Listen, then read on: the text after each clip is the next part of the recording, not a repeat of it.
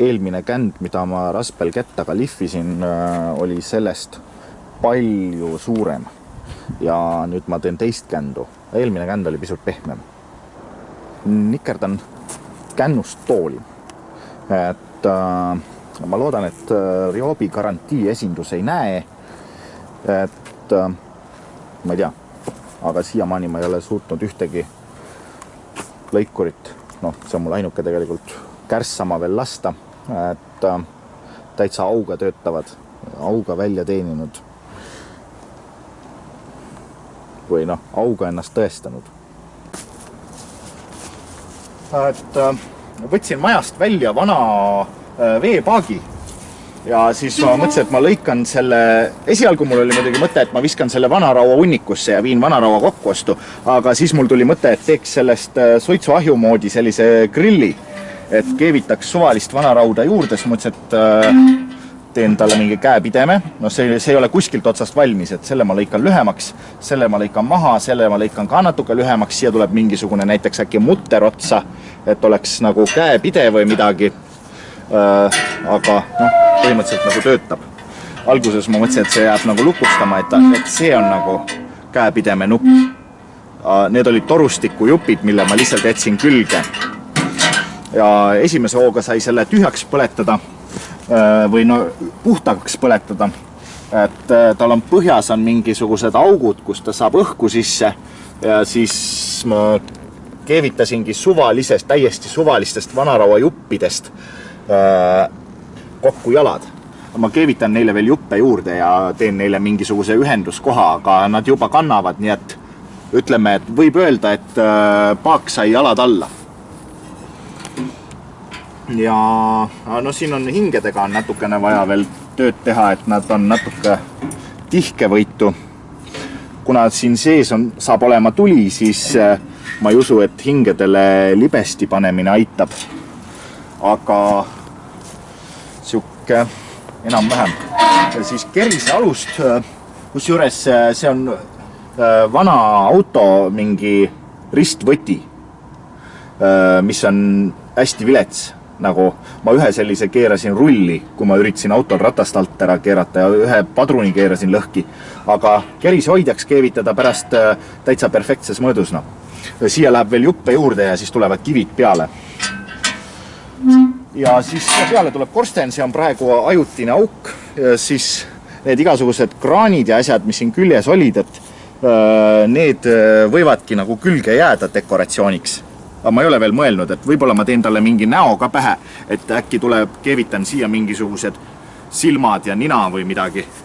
Et kuskil oli, et keegi oli nikerdanud vanarauast Futurama Benderi kujulise grilli või suitsuahju. Et siis ma veel täpselt ei tea, et ma Futurama teemat just ette ei võta, et ma arvan, et ma mõtlen midagi oma loomingulist välja. Et kuidas ma seda väljast kujundan, seda ma veel ei tea, aga järgmistes videotes saab kindlasti mingisuguseid progressi update'e tehtud.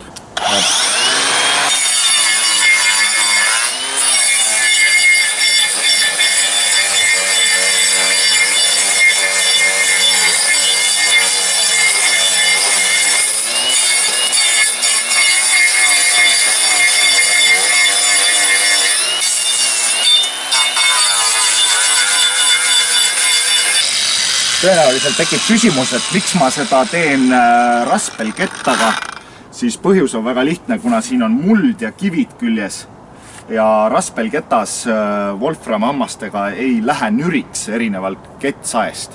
Et kui ma üritaks seda mootorsaega teha, võib-olla natukese aja pärast, kui ma olen suurema mulla maha lihvinud, siis on võimalik mootorsaega seda ka töödelda. Et siis saab sellest lõppkokkuvõttes tooli, aga praktiliselt ta peaaegu töötab. Et võime pulli pärast katsetada, et saab istuda niimoodi. Lähen selle käest ära. Nagu täitsa töötab peaaegu juba. Siis on võimalik niimoodi istuda. Siia tuleb väike tasapind, et on nagu istekoht. Et või pigem isegi see koht läheb nõgusaks. Ja siis kui hästi tahta, siis saab ka niimoodi istuda. Või siis nii. siis siia saab mingi purgivasja püsti panna. Ja kui niimoodi istuda, siis võib-olla näeb välja, nagu mul oleks Viagra ületoos või midagi. Et siin osa puistu sai aia katuse alla kuivama pandud, et nikerdamiseks toorest puitu saab ka kasutada, aga siis on oht, et see kuivab lõhki.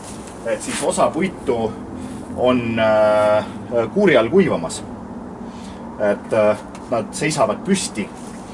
Panime mutrivõtme ja poltidega neile alla plankudest, mingi sihukestest plankudest tallad, et nad püsti seisaksid. Ja siis nad kuivavad ja ootavad oma aega.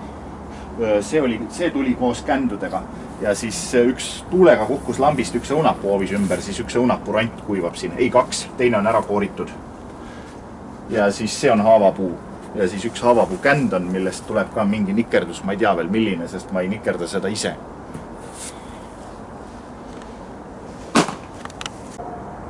Mingi väga imelik hääl oli, mingid oravad laamendasid puu otsas seal, aga nad kadusid ära, et nad ei paista enam välja. Aegalt ma näen mingeid imelikke loomasid. Ühe korra oli jänesoovis talvel. Nägi mind, siis ehmatas pasa lahti, siis nägi välja, nagu keegi oleks rosina paki lume peale pillanud. Nii. Aga kuna me teeme filmi ja siis mõtlesime filmi jaoks, et nikerdan mingi rekvisiidi. So ma mõtlesin, et ma nikerdan siukse rekvisiit mõõga. Keevitasin sellest suvalisest vanarauast kokku ja siis lihtsalt lamellkettaga lihvisin selle siledaks. Ja kuna terariistu kodus valmistada ei tohi, siis ma seda teravaks ei tee, et ta on servast ongi siuke nüri. Et ta näeb välja ainult nagu ta oleks teritatud, aga kuna teravate asjadega filmis on ohtlik mängida arusaadavatel põhjustel, siis sellest terariist ei tule, vaid ta tuleb lihtsalt, ma ei tea, milliseks ta areneb, aga siia ma ilmselt lisan vastukaaluks mingisuguse suure raudteemutri või midagi, keevitan külge ja siis keevitan veel mingisugust metalli vahele, et temast saaks mingi asi. Kusjuures üllatavalt mugav käepide on. Enne oli see nagu siil, kui ma selle keevitamise olin lõpetanud, aga praegu on täitsa mugav käepide. Nagu.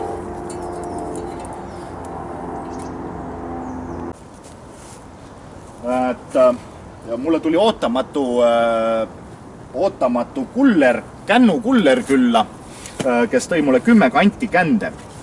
Et kuna lõkkematerjali ja nikerdamismaterjali kogumiseks panin püsti tasuta puidu vastuvõttu, siis keegi pakkus mulle kändu. Et see on nagu siuke hea materjal, millest saab midagi. See osa läheb kütteks, aga sellest osast saab võib-olla nikerdada mingisuguse asja. Nagu ühest kännust me teeme tooli, et ühest kännust tuleb mingisugune muu nikerdus ja sellised erinevad. Aga osad neist on päris suured, et ühe kännuga ma tõmbasin mitmeks päevaks ära mingi vasakpoolse lihase kuskil, et üks rinnalihas valutas ja vasak käsi oli natuke kasutuskõlbmatu. Pärast tantsutrennis oli lõbus, andis tunda igate pidi. Et see on, ma ei tea, kui palju see kaalub. Mingisugune vähemalt 200 kilo või midagi. Et nende liigutamine läheb lõbusaks, aga pisut mulda maha, siis saab nendest midagi teha. Ma ei tea, mis veel. Võib-olla läheb lõkkesse, võib-olla läheb kütteks, aga võib-olla läheb nikerdamiseks.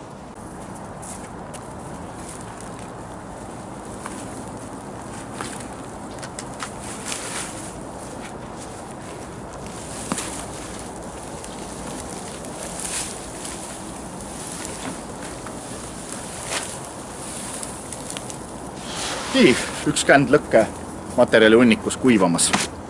Eelmisest on midagi järel, et üks põles päris edukalt. See oli kahest koos mädakändaga, nad põlesid lahti. Kusjuures põlenud puidust annab ka midagi nikerdada. Puidu nikerdamistehnika on olemas selline nagu puidupõletus. Võib-olla me rakendame seda millegi, ei tea. Igatahes mitte mädapuidu puhul. Panin kastekannu puu otsa seisma ja siis kevadel kolis siia sisse mingisugune tegelane ja ehitas siia pesa. Nüüd on muidugi sügis, et nüüd ta on ära pesitsenud, et siis see suvi otsa oli see kann mul lihtsalt puu otsas põhimõtteliselt nagu linnupesa kast. Kaste kannust saab pesakasti, seda ma ei kujutanud ette, aga linnud leidsid ise sellest sobiva koha endale. See on päris huvitav puu, sul on, et kõik tööriistad on omal kohal. Ja rehasid ma hoian kogu aeg puu otsas. Siis ei ole seda, et reha on maas, et muidu on oht reha peale astuda. Aga kui puu otsas on, siis ei astu.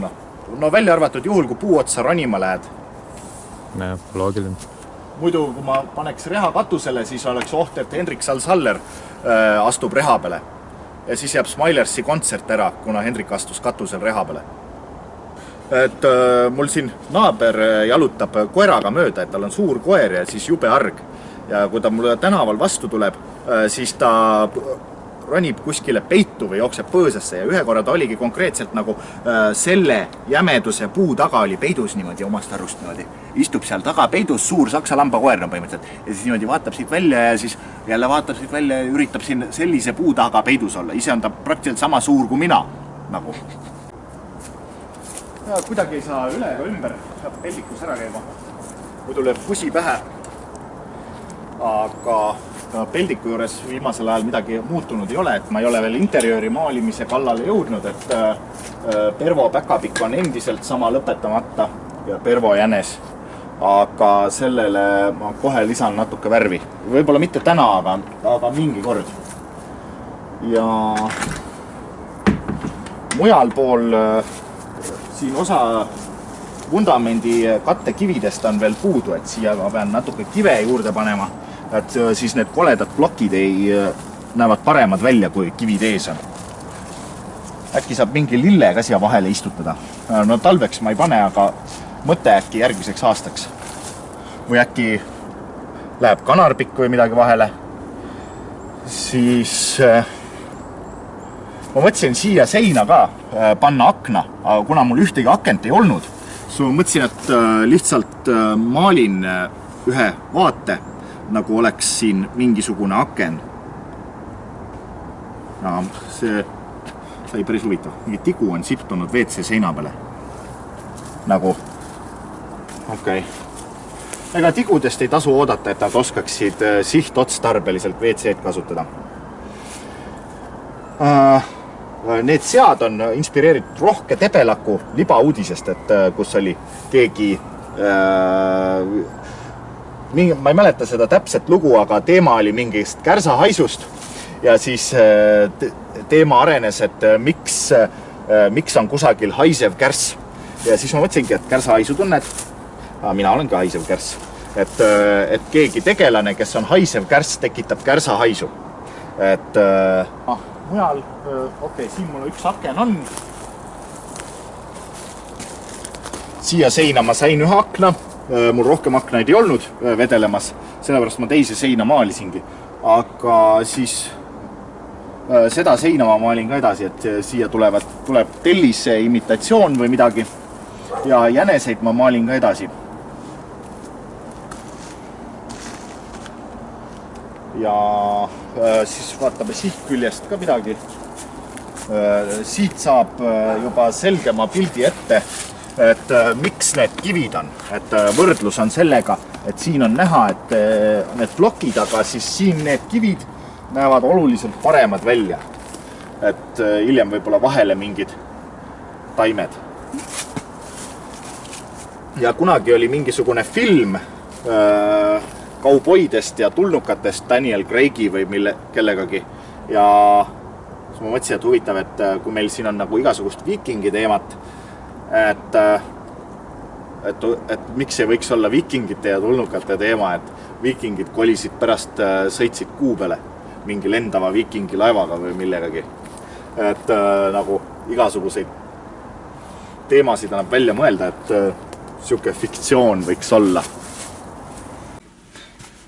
Et see on keertrepi keskpalk, et me leidsime ühe rondi maha kukkunud puu ja siis tassisime selle tuppa ja tegime sellest trepi ja siis trepi keskpalgi otsa Susanna nikerdas sellise viikingi kuju.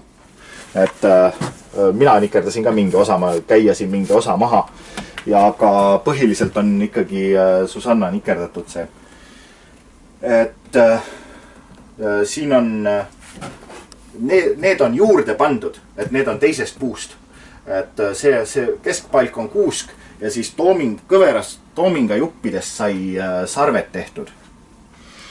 Ja nikerdamiseks sai peitlihaamrid ka nikerdatud. Et lihtsalt küttepuuks saetud vahtrajupp, millele ma tegin käepideme. Ja siis selle ka sai peitlit. Ja mul ei ole hetkel ühtegi peitlit käes pärast, aga sai improviseeritud haamrid. Võib-olla saab nendega massaaži ka teha. Viking on trepi keskpalgi otsas ja siis kõik astmed on siia keskpalgi sisse tapitud. Et puujuppidel on otsas peenem tapi osa ja siis palgi sees on auk. Igal astmel on eraldi auk, millesse on astmed nagu kinni liimitud. Osa astmed on natuke kahtlased, et nad kõiguvad natuke kui peal käia. Aga mingi kord käis siin mul külas 120-kilone sõber, kes käis edukalt ära teisel korrusel ja tuli alla ka.